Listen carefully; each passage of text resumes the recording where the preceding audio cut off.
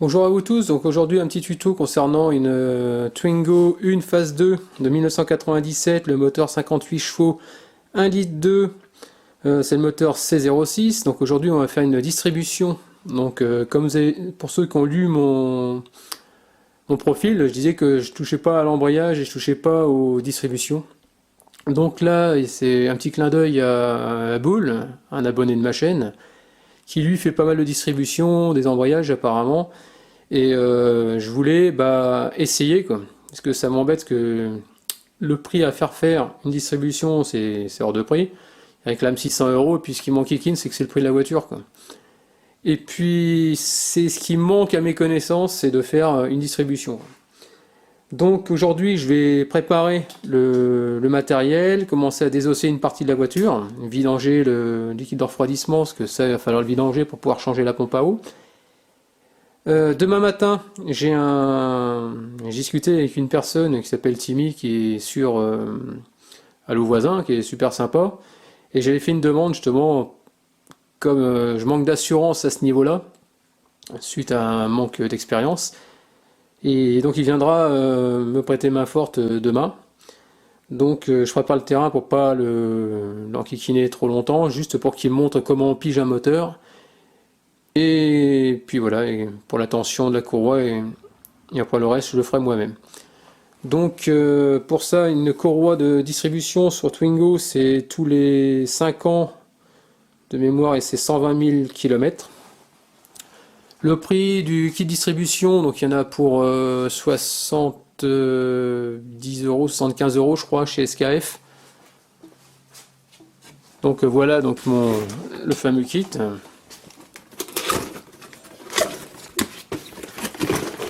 Donc le kit, on trouvera la fameuse pompe à eau, tout simplement. Un galet, avec le roulement neuf à l'intérieur. Et la fameuse courroie crantée, avec les repères, le sens de rotation. Donc ça, on verra ça demain.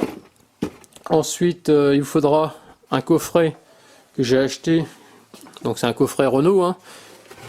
Pour faire des Renault. J'ai acheté ça chez Tool Atelier. J'ai payé ça 75 euros.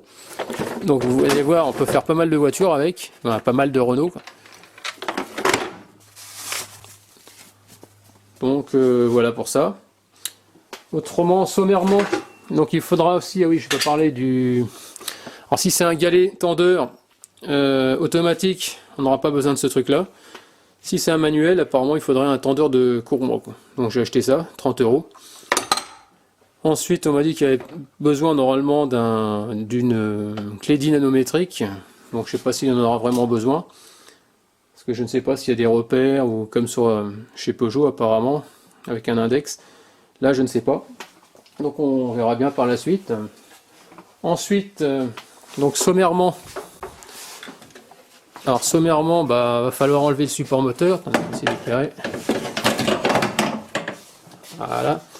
Sommairement, on va déjà enlever cette partie-là, là où il y a mon doigt.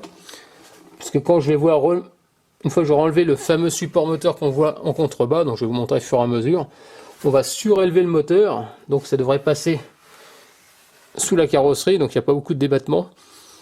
Donc, qu'est-ce que je voulais dire par rapport à ça? Après, il va falloir enlever la courroie d'accessoires et mettre une cale sous le carter d'huile avec un autre cric pour pouvoir supporter le moteur. Donc je vais montrer au fur et à mesure. Voilà, je vais m'attaquer donc à enlever ici. J'ai enlevé la roue, j'ai mis un cric, j'ai mis une chandelle sous le véhicule pour supporter. Là, je vais enlever le passage de roue qui se trouve ici, hein, pour pouvoir avoir accès à la poulie d'ampère. Et ensuite, je vais vidanger donc tout le liquide de refroidissement. Pour enlever le pare-boue, c'est très simple. Vous avez, comme vous pouvez voir, des caches plastiques. Donc vous les attrapez de chaque côté et vous tirez dessus, ça finit par venir. Mais c'est une bonne partie de plaisir parce que c'est pas évident, qu'ils ne viennent pas comme on veut. Ensuite, en bas, là où il y a mon doigt, il y a ces deux vis de Torx. Bon, moi j'ai pris du T, c'est combien, T20 je crois, si j'ai pas de bêtises. Ouais, je crois que c'est du T20. Après vous les desserrez tout simplement. Hein. Vous retirez tout l'ensemble. Et après votre passage de roue est censé venir. Au moins qu'il y ait notre vis. Voilà. Après il faut dégrafer normalement. Sauf que ça vient pas comme j'ai envie. Voilà.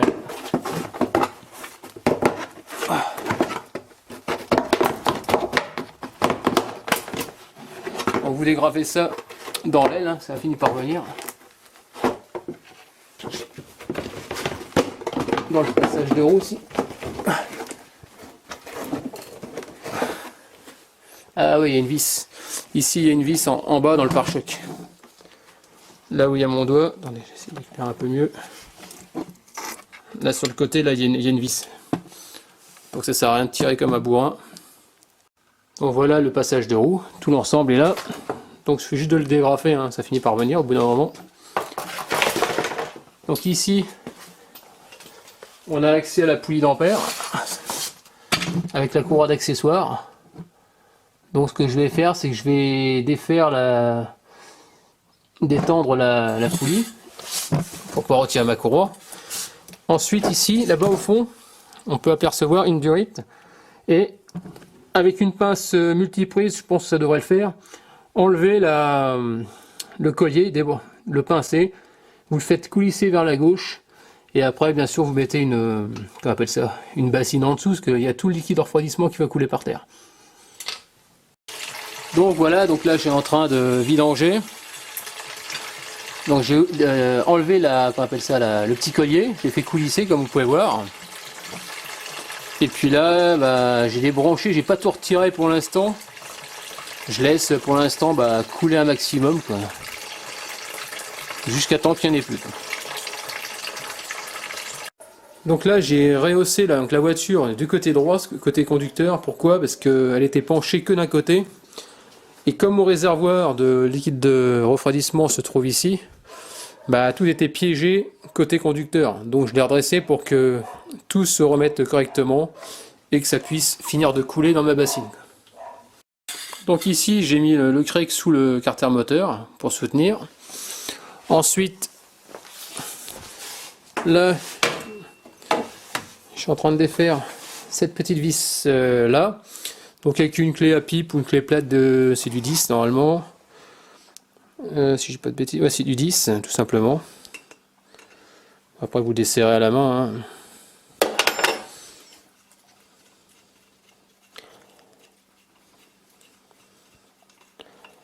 Donc après on va enlever le support moteur. Donc vous voyez ça dégage. Il faut que je fasse gaffe à ce que je fais, pas tout arracher non plus. On va mettre ça sur le côté. Le principal c'est que ça touche pas quand on va lever le moteur. Ça touche pas contre la paroi. Donc forcément il faut surtout vous couper votre batterie. Vous la débranchez carrément, c'est ce qu'il y a de mieux. Ça évite que si quelqu'un vient s'amuser à démarrer et que vous êtes en train de faire forcément la distribution, ça va pas le faire, quoi. Ça va faire de la marmelade de soupape à mon avis, ça va pas être terrible. Donc l'idéal c'est carrément débrancher, on prend pas de risque. Donc ici pour desserrer le support, cette partie là, voilà, c'est du 16, donc j'ai pris une douille de 16, une petite rallonge avec un gros cliquet, tout simplement, vous desserrez, sauf qu'en dessous, je vais vous montrer, il faut tenir cette vis là, avec du 16 également, là, voilà, ici. Sinon il y a tout l'ensemble qui va tourner, et là c'est votre support de flexible. Donc ce que je vais faire, à la rigueur, je vais essayer de l'accrocher autrement après, pour pas que ça pende. Donc je vais essayer de m'accrocher à la jambe d'amortisseur avec un petit morceau de ficelle tout simplement. Donc voilà, donc je viens d'enlever la grande vis que vous pouvez voir là, hein, celle qui va là-dedans et qui descend jusqu'à pour tenir le support du flexible de frein. Tout simplement. Après vous avez les 3 vis à desserrer avec du 16, 1, 2, 3. Et après il y a le support qui vient sans forcer, il n'y a pas de problème. Donc voilà pour celui-là. Là maintenant je vais essayer de défaire déjà ma courroie d'accessoires pour commencer. Donc je vais essayer de détendre l'alternateur pour pouvoir le faire basculer. Et ensuite on va essayer de récupérer la courroie. Pour pouvoir détendre donc votre courroie d'accessoires, c'est très simple, avec une clé de 13 plate. Ici il y a une vis. Vous la desserrez, tout simplement. Vous tirez sur la, qu'on appelle ça, sur la courroie. Et en tirant, ça va faire remonter, basculer dans son rail l'alternateur. Et ensuite, hop, vous avez juste à faire ça, à la dégrafer et à retirer tout simplement. Donc il n'y a pas de sens, hein. Bon, elle, je sais que je l'ai faite il y a pas très longtemps, donc elle est en bon état. C'est une rainurée, une 2, 3, une 4 gorges. Comme on peut voir, tout simplement. Donc à l'aide d'une pince, qu'on appelle ça une pince multiprise, où vous venez pincer le collier, vous le faites dégager sur le côté, tout simplement. Et vous voyez mieux comme ça, ouais, c'est peut-être mieux. Donc après, avec un tournevis, vous insérez le tournevis sur le côté, parce que des fois, moi c'est souvent, avec la chaleur, le caoutchouc il vient se rétracter. Et vous avez beau tirer dessus, ça vient pas. Donc vous essayez d'insérer un tournevis sur le côté, à l'intérieur et essayez de faire le tour de façon à le décoller. Après vous le tirez. Une fois que c'est tiré, voilà, vous le dégrafez. Vous videz forcément le contenu de la durite en eau dans une bassine qui est en dessous. Donc après vous la dégrafez, voilà. Là maintenant on se retrouve dégagé. Là ce qu'on peut constater, c'est qu'il y a la pompe à eau, ça fait partie de la pompe à eau, donc je ne savais pas trop exactement ce que je dois démonter. Là, ce que je vois, c'est qu'il va falloir que je démonte à ce niveau-là, au niveau de la grosse durite et la partie avec la petite pipe. Pourquoi? Parce que quand on regarde, donc sur la nouvelle pompe à eau, que voici, donc je la regarde, là si je la mets en place, vous voyez, bah ici on peut voir que c'est la durite, elle va venir se brancher là-dessus. Et dans la partie basse, attendez, je vais sortir pour que ce soit plus facile pour voir. Et ici, c'est l'emplacement de la grosse durite qui va venir se brancher là-dessus. Bien sûr, il y a un joint métallique, qu'il faudra mettre dans le bon sens, bien sûr. Et après, il suffira une fois que la courroie sera faite, de la mettre en place. Bien sûr, gratter l'ancien joint et faire ça tout propre. Donc ici, j'essaie d'éclairer un peu mieux, voilà. Je sais pas si on voit bien. Dans le fond, donc ce que je suis en train d'essayer de faire, c'est d'enlever. On voit rien, super. Ici, donc votre cache, votre courroie, elle se trouve à l'intérieur. Donc il y a 4 vis, 1, 2 en dessous, donc les deux là, et 2 au fond. Je sais pas si vous voyez avec mes doigts. C'est du 12. Donc vous prenez un cliquet, ça passe bien. Pour tirer vos vis, apparemment elles se ressemblent toutes, ouais, elles sont toutes de la même longueur, donc il n'y a pas de souci. Ensuite vous retirez votre cache, voilà. Et là, on a le cache haut qui dégage. Donc le cache haut, c'est bon, donc ça on peut le virer. Là on peut apercevoir déjà la fameuse poulie. La poulie d'arbre à cam avec la pompe à eau, du moins le cache et la pompe à eau est derrière, bien sûr. Donc on va dégager tout ce qu'on peut dégager. Donc je vais enlever ce cache là. Et après, de toute façon, ça se passera, ça je verrai ça demain avec Timmy, parce qu'il va falloir enlever la poulie d'ampère. Parce que la courroie, apparemment, elle se prend en bas, forcément. Au niveau de la poulie Villebrequin, si j'ai pas de conneries. Et donc voilà. Donc là je vais démonter le cache, ma durite, le support au niveau de la pompe à eau. Ici il y a, je vais essayer de grossir un petit peu. Qu'est-ce que je voulais vous montrer? C'est pas évident. Là voilà. Je sais pas si vous voyez dans le fond. Attends, je vais essayer de zoomer sur la clé. Vous voyez la clé à pipe dans le fond ici, hein, là où je monte mon doigt. Il y a une vis juste derrière, c'est du 10. Et il y en a une autre juste devant là. Oh putain, oh la vache, bien. Ah, super. la lampe qui tombe dans la bassine d'eau. Pas plus ça faisait des étincelles, quoi. Claude François en perspective. Ah, ça a été chaud pour moi. J'ai la lampe qui est tombée dans la bassine de liquide de refroidissement et je m'y attendais pas. Donc ici, donc on va essayer de la rapprocher. Voilà, donc comme vous pouvez voir dans le fond, il y a une clé à pipe. Voilà. En bas, et juste là où on vient brancher la durite, ici, juste en dessous, il y a l'emplacement d'une petite vis. Pareil, c'est la deuxième. Hein, c'est pour enlever ce fameux cache. Voilà. Donc pour enlever la vis qui se trouve carrément derrière, là on voit la clé à pipe. Donc ce que j'ai fait, c'est que j'ai levé le moteur de façon à pouvoir la passer droite, sinon vous allez galérer à la sortir. Donc ici, j'ai, comment dire, au niveau de l'alternateur, au niveau de la pompe à eau, pardon, j'ai enlevé la fameuse durite, comme on peut voir ici. Donc elle est venue, j'ai pas poussé le collier, je l'ai dégagé. Ici avec du 10, vous défaites votre pipe qui vient se raccorder sur votre pompe à eau, tout simplement. Ensuite la partie basse, bah, vous pouvez pas l'enlever tant que vous n'aurez pas enlevé la poulie d'ampère, donc ça je verrai ça demain. Ensuite ce que je peux constater, c'est qu'ici en bas, je sais pas si vous voyez, attends, je vais essayer de vous montrer avec le tournevis. Attendez, je vais essayer de zoomer. Regardez bien la poulie de l'arbre à cam. Côté courroie, regardez, on voit un petit trait. Attends, ça stabilise. Ouais, on voit un petit trait. Donc je suppose que ça va être un repère, un des repères. Et si on regarde tout en haut, ici, côté culasse, regardez. Et juste au-dessus, là où je mets le tournevis. Attendez, j'essaie de vous montrer, parce que j'arrive pas à zoomer comme je veux. Là où je mets le tournevis, on dirait qu'il y a un repère ici. Bah, je vous confirmerai, savoir si c'est ça les repères demain.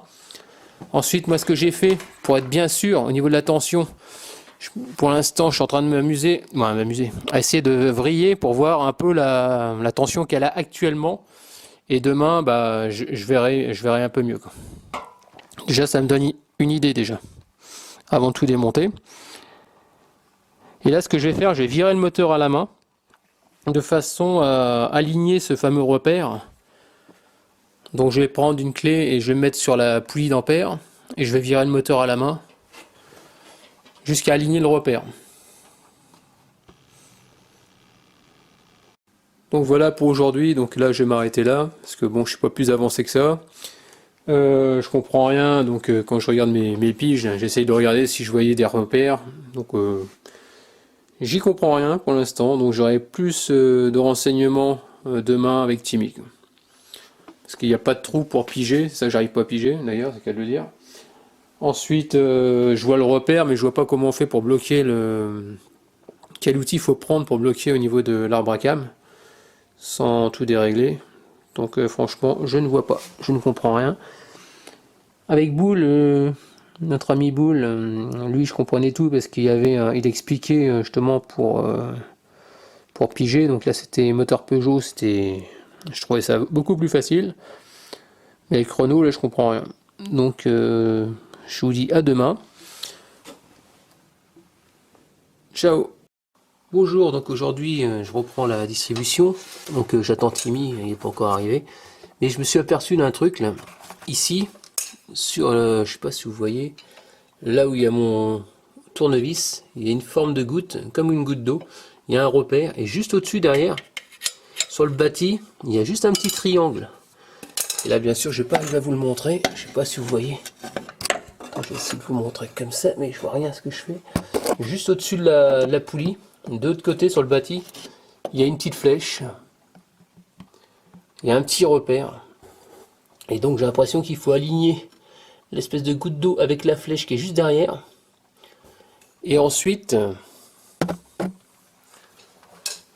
on peut constater que là, le fameux repère que je vous ai parlé hier est aligné donc sur on appelle ça sur la poulie d'arbre à cam, et bien aligné avec au niveau de la culasse. Bien sûr, il y a le câble qui m'enquiquine. Voilà, ce que je vous ai montré hier.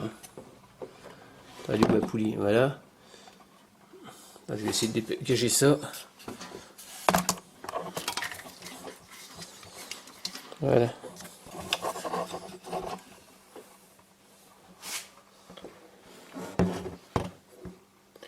Vous voyez le petit trait au-dessus de la poulie d'arbre à cam. Et derrière, il y a un trait sur la culasse. Donc apparemment, tout est bien aligné. Donc je pense que c'est les bons repères. Donc je vais avoir confirmation tout à l'heure par Timmy. Et je pense que là, on n'est pas trop mal. Donc voilà, donc je confirme bien donc les repères donc alignés au-dessus de la poulie du vilebrequin. Donc Timmy m'a bien confirmé. Donc là, on va desserrer au pétard. Donc c'est du 18. Donc ici, donc pour en bas, là, ce que vous voyez en chromé, c'est la pige pour bloquer le volant moteur. Donc sur la Twingo. Donc tout simplement, il faut la rentrer dedans, visser. Et au niveau de la poulie d'arbre à cam et de la poulie vilebrequin, vous alignez tout ça sur les repères. Et vous pourrez arriver enfin à mettre votre pige, quoi, tout simplement. Après, parce que là on a essayé de défaire au pétard, on n'arrive pas. Donc là on a bloqué et puis on va essayer de le faire avec une rallonge parce qu'ils ont dû mettre du frein filé dessus tout simplement. Donc on est un petit peu en galère, donc on va voir ça. Donc je voulais vous parler donc du fameux boîtier Tool Atelier. Donc regardez, donc là on était embêté parce qu'on a essayé de défaire le volant vilebrequin. Et regardez la gueule de ma pige est toute tordue. Bah, un peu plus ça restait coincé à l'intérieur du moteur, quoi. Donc on s'est mis un peu en galère pour le retirer.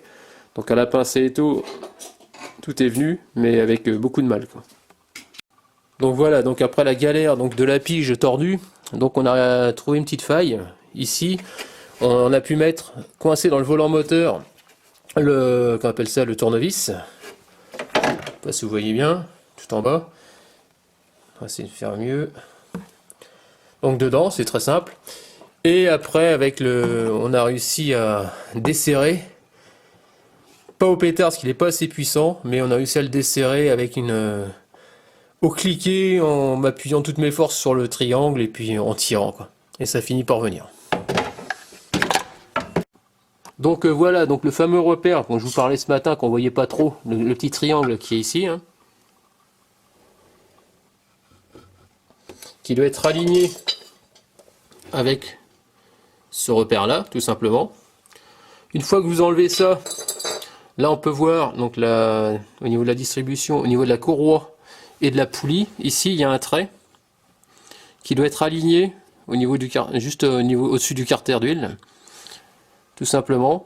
Donc là on va retirer forcément le cache en plastique, ça c'est du 10. On va retirer tout l'ensemble et après on va pouvoir faire changer notre courroie, quoi. Photo en plus dans le sorte de remontage ou je sais pas. Donc voilà, j'ai zoomé carrément pour que vous voyez mieux le repère.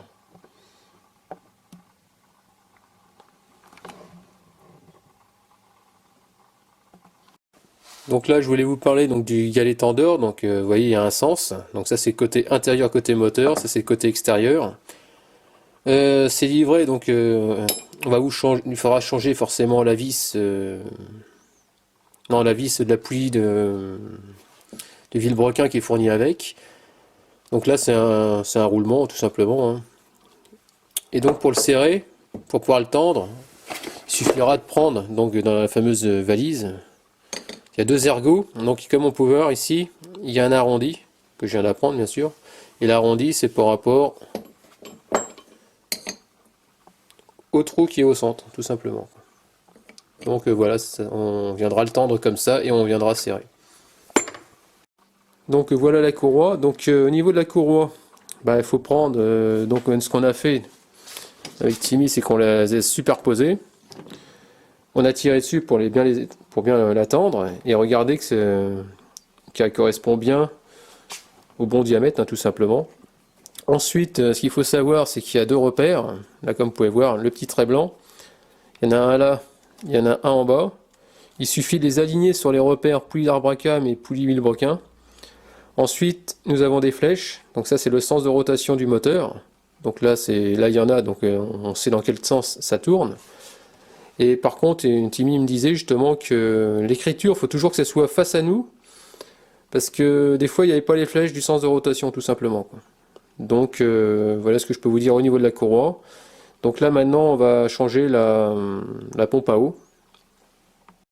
Donc voilà, on est en train d'essayer de tendre la courroie. Donc le galet tendeur, toujours le tendre dans le sens inverse des aiguilles d'une montre. Donc voilà, donc on vient de démonter la pompe à eau, pardon. Donc c'est très simple, hein. Il y a 7 vis, pardon. 7 vis de fixation. Bah, là où il y a des trous, hein. C'est du 10 pour les défaire. Bah, vous les défaites toutes.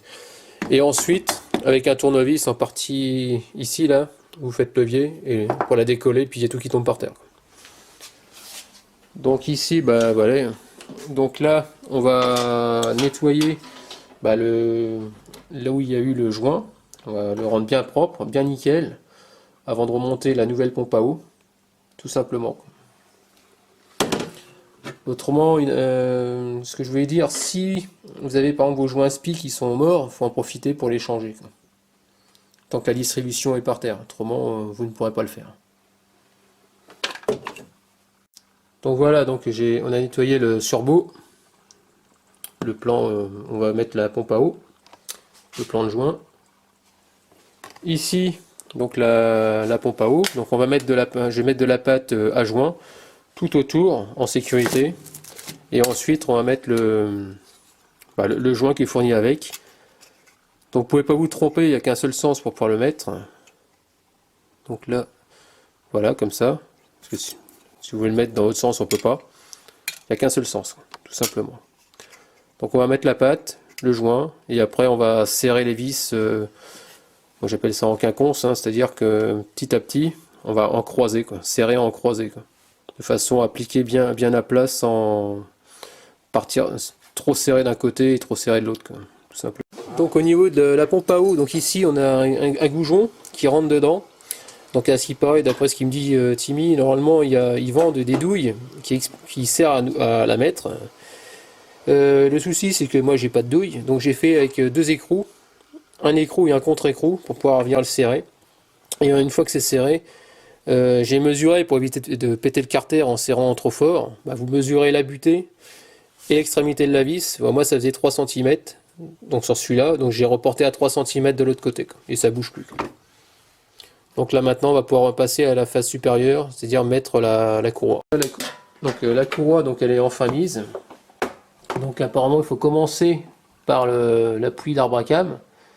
Et apparemment c'est assez galère à mettre. Donc il faut jouer avec la courroie et essayer de la mettre au mieux, hein.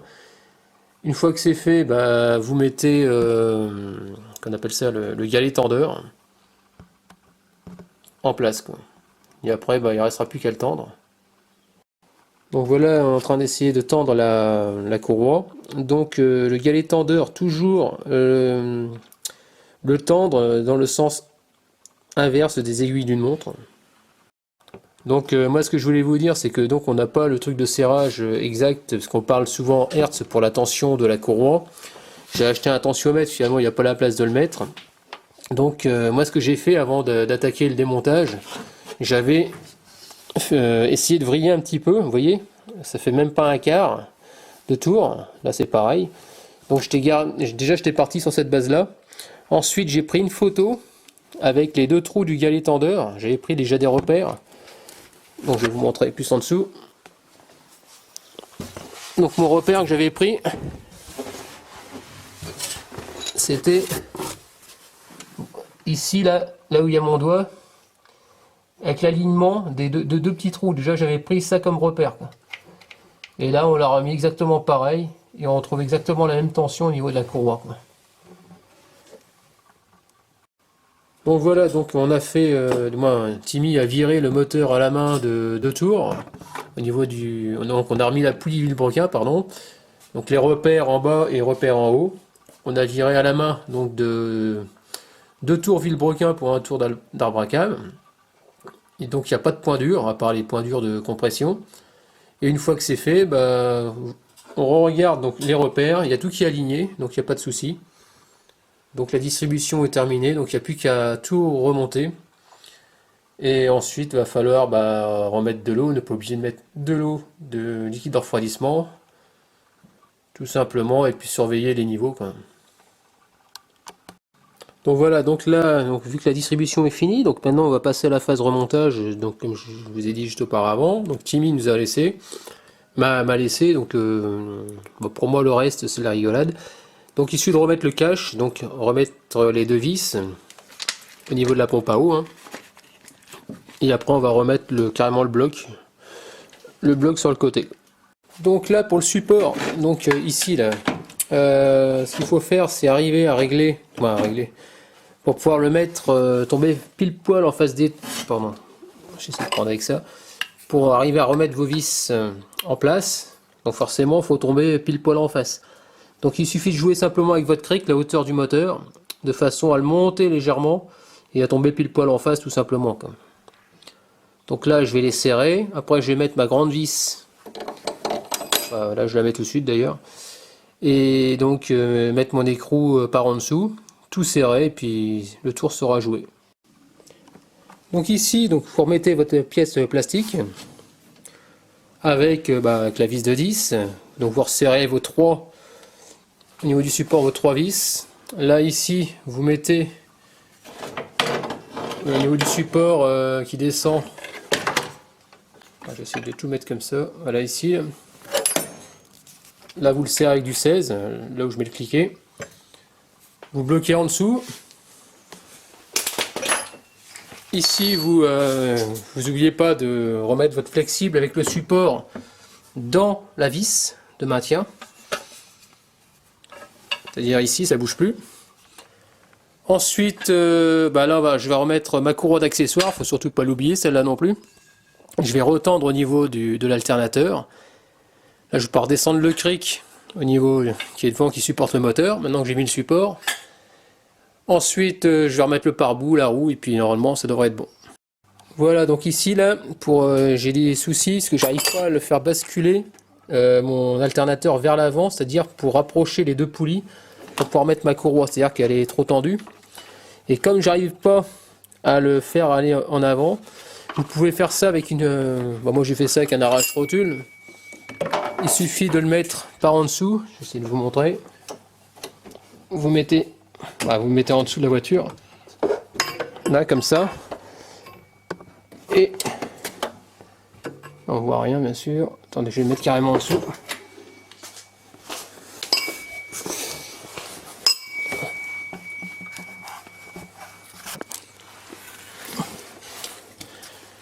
Vous vous mettez carrément là. Je vais essayer de vous montrer, bien sûr il n'y a pas la lumière. Il suffit de mettre en place pour pouvoir bouger votre alternateur. Moi j'ai fait comme ça, j'ai fait le levier et ça finit par venir vers l'avant. Voilà, tout simplement. Et après vous allez pouvoir régler votre courroie. Ici pour retendre votre courroie, donc c'est très simple. Allez, je vais déplacer un peu à venir. Vous voyez, c'est un arrache-rotule, je le place là-dedans au niveau de la vis. Et je suis pas en appui sur la partie plastique, hein, surtout. Hein. Et vous tirez vers vous de façon à le tendre, tout simplement. Une fois que c'est fait, vous serrez avec du 13 au niveau de la vis en bas, là où je montre avec le petit doigt. Donc voilà, donc j'ai remonté le pare-boue. Donc tout simplement, vous remettez comme c'était avant. Il faut que ça ne dépasse pas à cet endroit-là. Voilà, passez ça derrière l'aile. Ensuite, vous mettez toutes vos vis, vos clips, vous remettez votre roue, vous descendez tout. Donc là maintenant c'est tranquille. Je vais remettre l'enjoliveur et puis je vais remettre en eau bien sûr. Donc voilà, donc la purge, donc quand je me recule, regardez. Donc la batterie elle est là, vous allez en diagonale.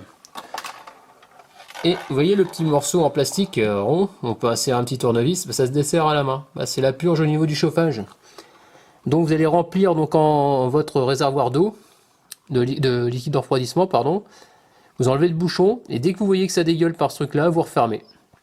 Ensuite on fait tourner le moteur et on attend que ça chauffe et on contrôle que notre ventilateur qui se trouve devant se mette à tourner tout simplement, quoi. Donc on attend qu'il déclenche, parce que si ça déclenche pas, le souci c'est que ça va chauffer, monter en température et puis vous allez bousiller un joint de culasse, quoi.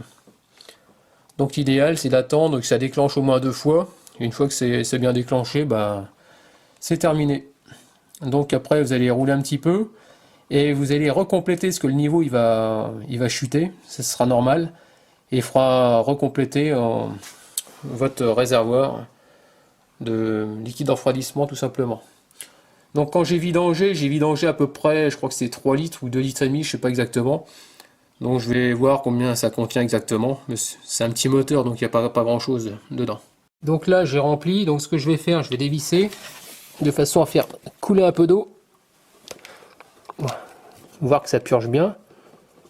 Là c'est pas évident de voir quelque chose. Voilà, ça, là c'est bon, ça coule, j'en fous partout, c'est génial. Donc vite faut reboucher. Voilà, c'est serré. Donc ça veut dire que le niveau arrive jusqu'au chauffage. Jusqu'à la durite près du chauffage, tout simplement. Et je suis en train de demander s'il n'y a pas une deuxième purge à côté. En général, c'est par deux, si je dis pas de bêtises. Sur certaines voitures, il y a deux, voire... Non, apparemment, il n'y en a qu'une. Sur celui-là, ouais, j'en vois pas d'autres. Sur ces trois, je sais qu'il y a 3 purges. Donc apparemment, là, c'est le point le plus haut, donc ça devrait être bon. Donc là, maintenant, on va essayer de démarrer la voiture. On va bien voir. Bon, ouais, j'ai oublié de vous dire. Donc ici, là, sur le côté, vous voyez, il y a une vis qui est défaite. C'est la purge du radiateur. Donc je voulais pas y toucher, je voulais juste toucher, comme je vous ai dit, au fond là-bas. Là-bas. Tout à l'heure, au niveau de la purge. Et donc ce que j'ai fait tourner le moteur. Donc bouchon forcément ouvert ce coup-ci. J'ai rempli. J'ai vu que ça dégueulait dans le fond au niveau de la purge que je vous ai montré. Et ensuite j'ai touché à celle-là. Donc ça a donné un petit peu à ce niveau-là, au niveau du radiateur.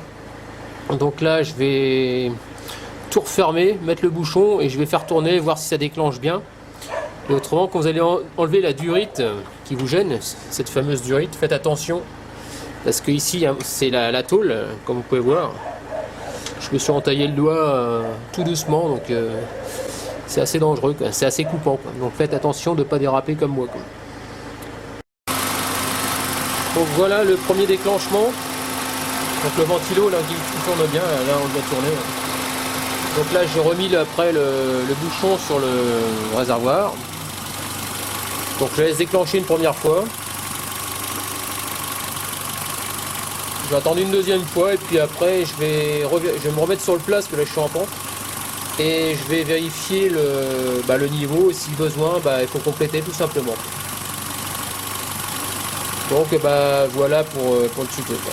Donc voilà, c'est fini pour moi au sujet de cette distribution de Twingo. Donc voilà pour ce tuto concernant la distri.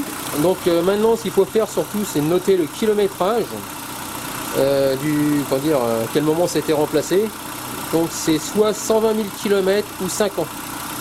Alors si vous n'avez pas fait 120 000 km c'est pas grave, mais par contre si vous arrivez à 5 ans, surtout la changer. Parce que sinon ça risque de craquer et puis ça va casser votre moteur, quoi. Donc c'est pas le but du jeu.